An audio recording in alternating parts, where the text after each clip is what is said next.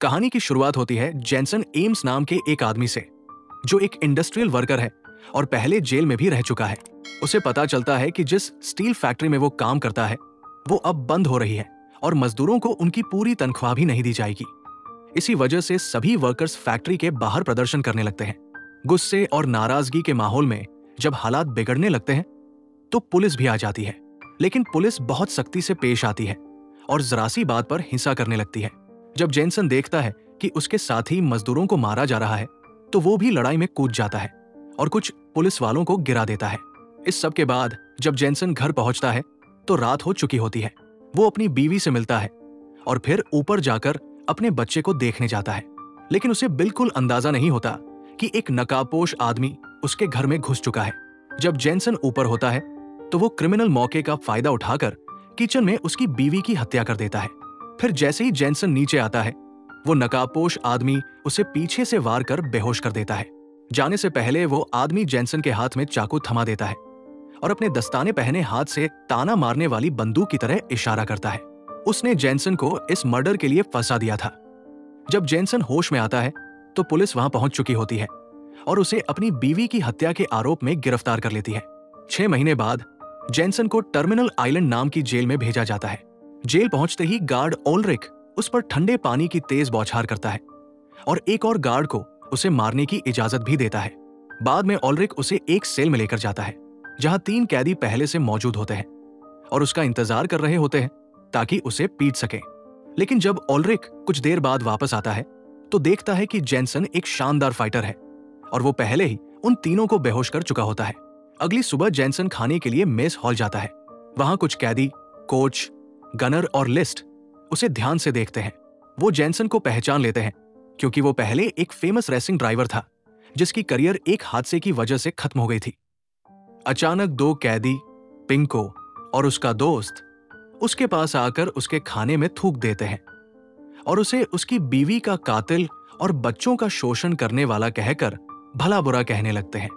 ये सुनकर जेनसन गुस्से में आकर पिंको पर हमला कर देता है, लेकिन लड़ाई आगे बढ़ती इससे पहले ही गार्ड्स बीच में आकर उसे खींच ले जाते हैं और जेल की वार्डन क्लेयर हैंसी के ऑफिस ले जाते हैं।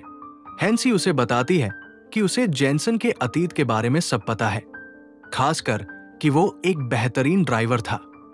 हैंसी उसे एक ऑफर देती है। वो चाहती है कि जेनसन फ्रैंकस्टीन का किरदार निभाए।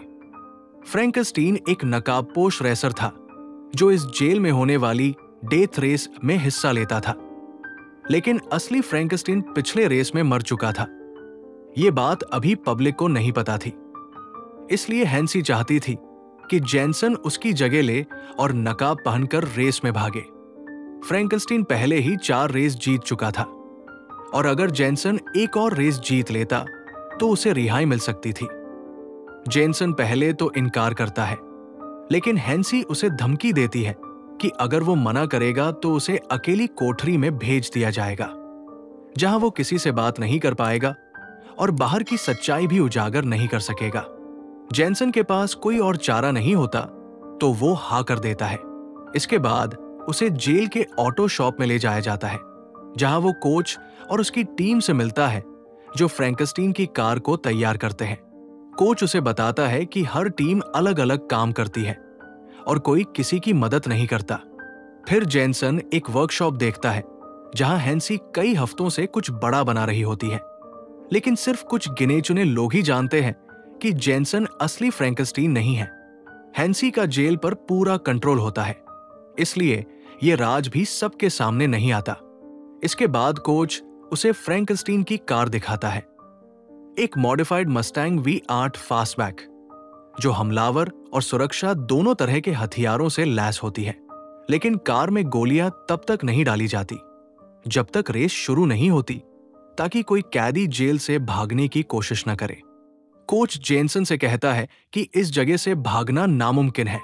ये जेल एक द्वीप पर बनी है और यहां से बाहर जाने का एक ही रास्ता है, एक पतला पुल। अगर किसी ने भी भागने की कोशिश की तो पुलिस की गाड़ियां और हेलीकॉप्टर उसी पल वहां पहुंच जाएंगे। जेनसन जब कार के साथ थोड़ा सहज हो जाता है तो वो कोच और बाकी टीम के साथ जेल के मैदान में जाता है। वही कोच उसे रेस की संरचना समझाता है। रेस 3 चरणों में होती है। पहले 2 चरणों में जितने ज्यादा विरोधियों को खत्म किया जाए उतना बेहतर। तीसरे और आखिरी चरण में तो सिर्फ रफ्तार ही मायने रखती है। जो पहले फिनिश लाइन पार करता है वही विजेता होता है। हर ड्राइवर के साथ एक नेविगेटर होता है। ज्यादातर महिला कैदियों को महिला जेल से लाया जाता है। सिर्फ जो नाम का ड्राइवर अपवाद है वो अपनी टीम के ही किसी आदमी को नेविगेटर रखता है। उसकी इतनी बार नेविगेटर बदलने की आदत से दर्शक भी असहज हो जाते हैं। इसके बाद लिस्ट नाम का टीम मेंबर जेनसन को दूसरे अहम ड्राइवर्स के बारे में बताता है।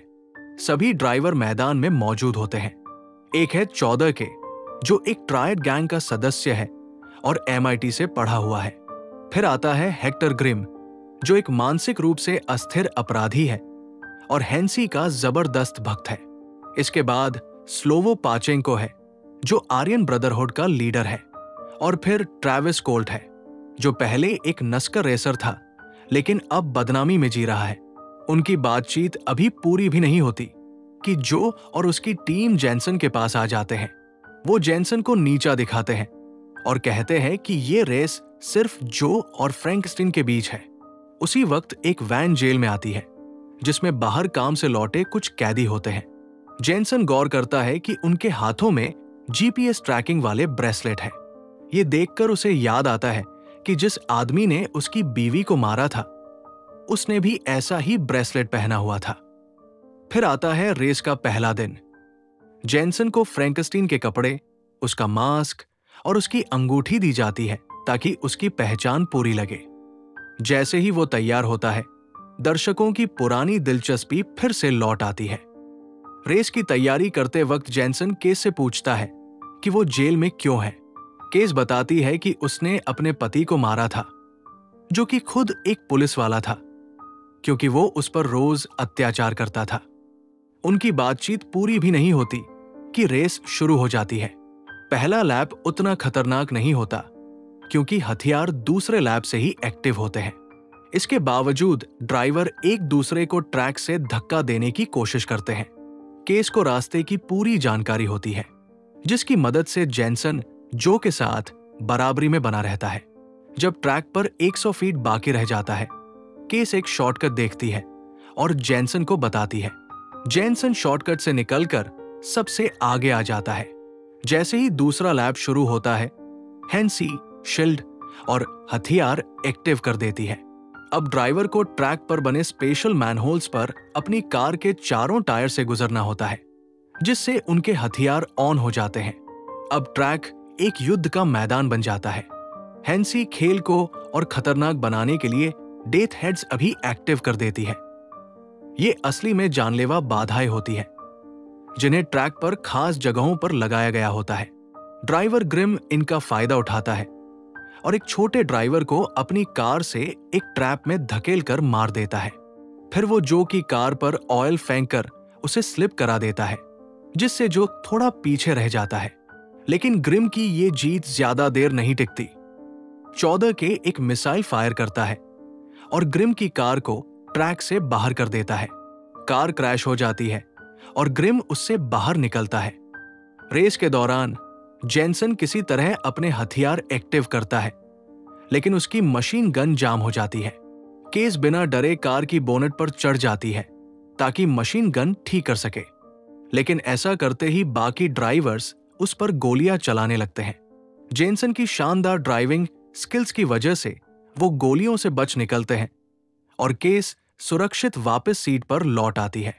रेस तेज होती जाती है और जेनसन कोल्ट से एक डिफेंस मैनहोल चुराकर खुद के लिए इस्तेमाल करता है, लेकिन असली फ्रैंकस्टीन की तरह उसके कोई भी डिफेंस सिस्टम काम नहीं करते। कार के पिछले हिस्से पर लगातार गोलियां लग रही होती हैं और शील्ड कमजोर पड़ता जा रहा होता है। तेज सोचते हुए जेनसन एक जोखिम भरा प्लान बनाता है। वो केस से कहता है कि नेपाम कैनिस्टर को अनहॉक करे और उसकी गोद में बैठे। इसके बाद वो केस की सीट को इजेक्ट कर देता है। केस के साथ नेपाम सीधा कोल्ट की कार पर गिरती है।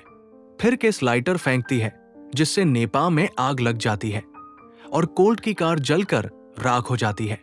कोल्ट के हटने के बाद जेनसन एक बार फिर जो कि आमने सामने होता है।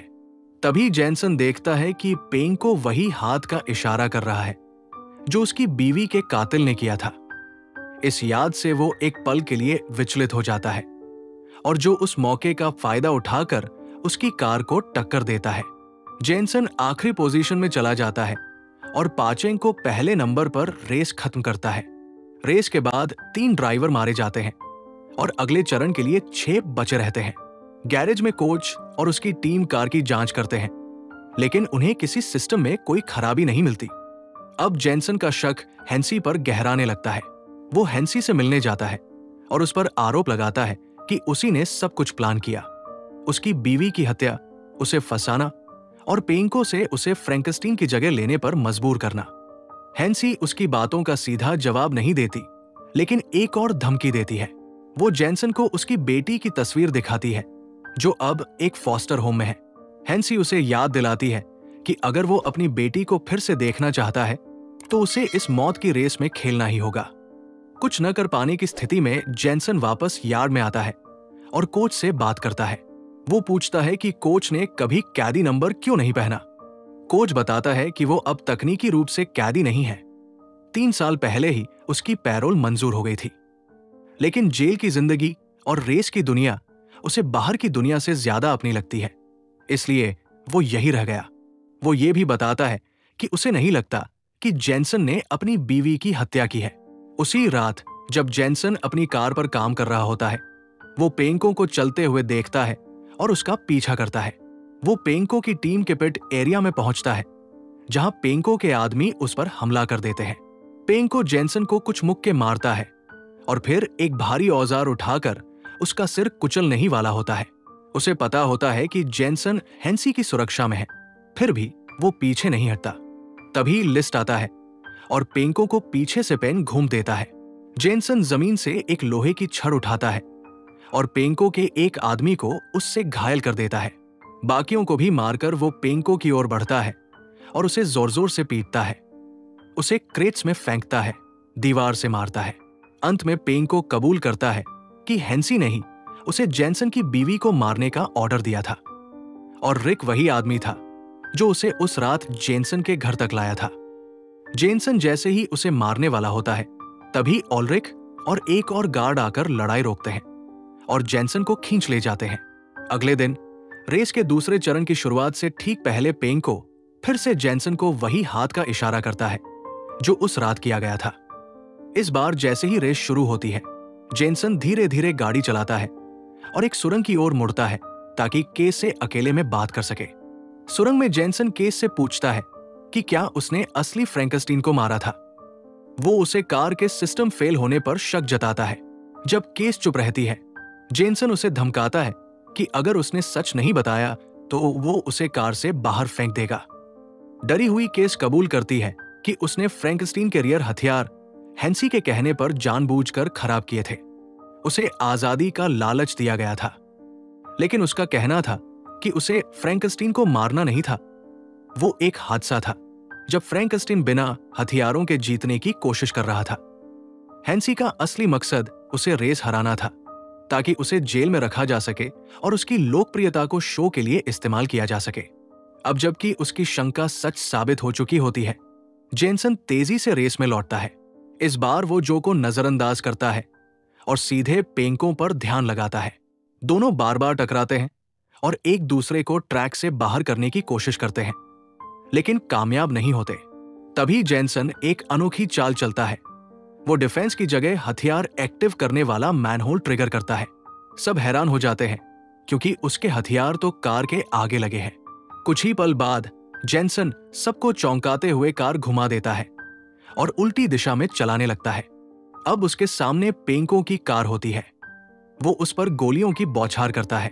जब कार काफी नुकसान झेल लेती है तो जेनसन फिर से कार घुमाता है और एक स्मोक स्क्रीन छोड़ता है। पेंको उस धुएं से नहीं देख पाता और सीधे जाकर एक कंक्रीट की दीवार से टकरा जाता है। इसके बाद जेनसन अपनी कार रोकता है, बाहर निकलता है और बिना किसी झिझक के पेंको के पास जाता है।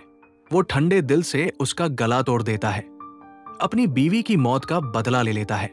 उधर जो रेस के बीच में ही अपना नेविगेटर बदलने का फैसला करता है, इसी बीच हेंसी अपने सीक्रेट हथियार को सबके सामने लाने का मौका देखती है। ड्रेडनॉट एक विशाल, भारी हथियारों से लैस टैंकर ट्रक होता है, ताकतवर और डरावना। ये ट्रक ट्रैक पर तबाही मचा देता है। कुछ ही देर में 2 छोटे ड्राइवर्स को कुचलकर रेस से बाहर कर देता है। उसका आकार और फायर पावर उसे बाकी सब पर भारी बना देते हैं।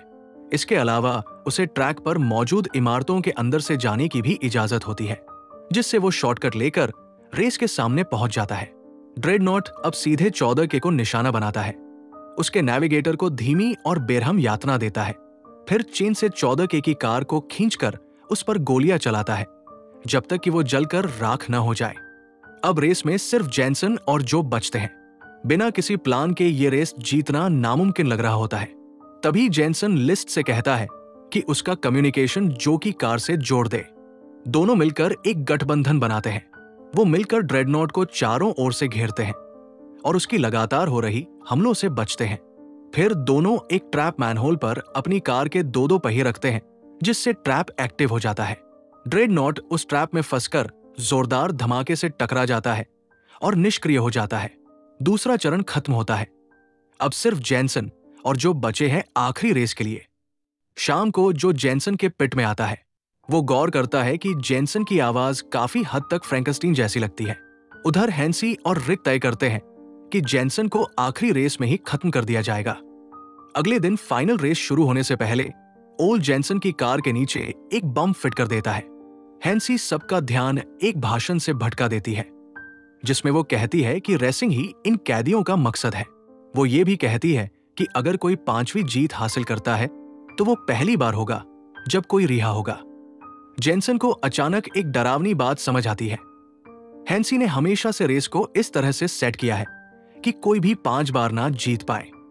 कोई भी उस मुकाम तक नहीं पहुंचा क्योंकि सिस्टम ने उन्हें पहले ही हटा दिया। इसका मतलब है कि जेनसन को भी आज जीतने नहीं दिया जाएगा।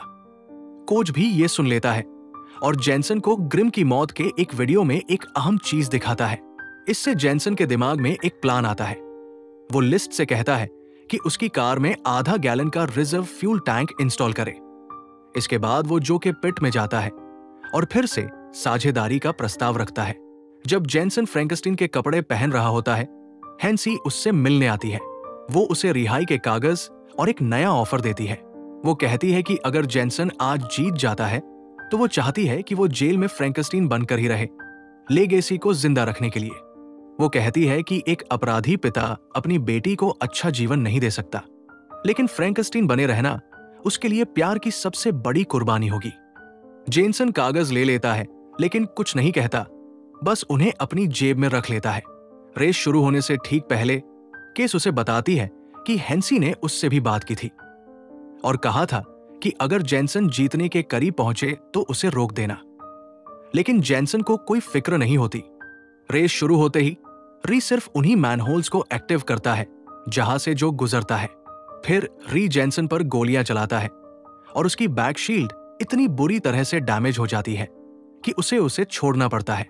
लेकिन जो पहले से जानता है कि इन हमलों से कैसे बचा जाए, उसने फ्रैंक के पुराने ट्रिक से सीखा है। हेंसी, जो दर्शकों की दिलचस्पी बनाए रखना चाहती है, जेनसन के लिए एक डिफेंस मैनहोल एक्टिव करती है, पर जो एक रॉकेट से उसे उड़ा देता है। वो लगातार जेनसन पर रॉकेट फेंकता है, लेकिन जेनसन चतुराई से उन्हें डॉज करता है, जिससे वे रॉकेट दीवार से जा टकराते हैं। वो दीवार वही कमजोर पॉइंट है जहां ग्रिम की मौत हुई थी। जेनसन और जो ने पहले से ही ये प्लान बना रखा था। रॉकेट्स दीवार में एक बड़ा छेद कर देते हैं, इतना बड़ा कि दोनों वहां से भाग सकते हैं। विजय के लिए रेस करने या गेम में बने रहने के बजाय ये उनका आखिरी विद्रोह है, सिस्टम और हेंसी की पकड़ से आजादी पाने का। हेंसी गुस्से में स्ट्रीम बंद कर देती है और हर पुलिस फोर्स को जेनसन के पीछे लगा देती है। फिर वो बम का डेटोनेटर दबाती है जो जेनसन की कार के नीचे लगाया गया था। लेकिन कुछ नहीं होता क्योंकि कोच और उसकी टीम पहले ही बम को निकालकर डिसेबल कर चुके थे। उधर जेनसन और जो ब्रिज की तरफ भागते हैं, लेकिन पुलिस की गाड़ियां उनके पीछे लग चुकी है। अब उनके प्लान का अगला हिस्सा शुरू होता है। जेनसन अपनी कार से वो आधा गैलन का रिजर्वर टैंक रिलीज करता है, जो पीछा कर रही पुलिस गाड़ियों से टकराता है और एक जोरदार धमाके में तब्दील हो जाता है। धुएं और आग की दीवार पुलिस की गाड़ियों को रोक देती है। जेनसन और जो ब्रिज पार कर जाते हैं, फिर दोनों अलग अलग रास्तों पर निकल जाते हैं ताकि हेलीकॉप्टर्स को भ्रमित कर सकें। हेलीकॉप्टर्स जेनसन के पीछे लगते हैं क्योंकि वही असली टारगेट है। इस बीच केस, जो अब आजाद हो चुकी है, जेनसन की मदद करने को तैयार हो जाती है। वो कहती है कि फ्रैंक के लिए वो ये एहसान करना चाहती है, और चूंकि हैंसी ने उसे रिहाई के कागज दे दिए हैं, उसे लगता है कि अब सब ठीक हो जाएगा। वो दोनों एक निर्माण स्थल से गुजरते हैं जहां जेनसन अचानक कार से छलांग लगाकर क्रेन्स के साए में छिप जाता है। केस कार संभाल लेती है और थोड़ा आगे चलती है। तभी हेलीकॉप्टर्स उसके सामने आग की दीवार बना देते हैं और उसे रुकने पर मजबूर कर देते हैं। जब वो बाहर निकलती है और हाथ ऊपर करती है तो वो फ्रैंक की पोशाक और मास्क पहने हुए होती है। अब वो फ्रैंकस्टीन बन चुकी होती है। सबको चौंका देती है। पुलिस उसे गिरफ्तार कर लेती है और जेल वापस ले जाती है, जबकि जेनसन सफलतापूर्वक भाग जाता है। वो जो से मिलता है और दोनों एक ट्रेन पकड़कर इस पूरे तूफान से दूर निकल जाते हैं। उधर जेल के दफ्तर में री बैठा हुआ है। शो की रेटिंग्स आसमान छू रही हैं और गिफ्ट्स आने लगे हैं। वो एक गिफ्ट बॉक्स खोलता है। उसमें वही बम होता है जो उसने जेनसन की कार में लगाया था। अगले ही पल बम फट जाता है। री और हैंसी दोनों एक साथ विस्फोट में मारे जाते हैं। बाहर कोच दिखाई देता है। वो डिटोनेटर एक्टिव कर चुका होता है इन दोनों भ्रष्ट लोगों को खत्म करने के लिए। 6 महीने बाद जेनसन और जो अब मेक्सिको के सांता रोजालिया में है, उन्होंने एक नया जीवन शुरू किया है। अब दोनों मिलकर एक ऑटो शॉप चलाते हैं। जेनसन को अपनी बेटी की कस्टडी वापस मिल चुकी है और अब सब कुछ शांत और बेहतर लगता है।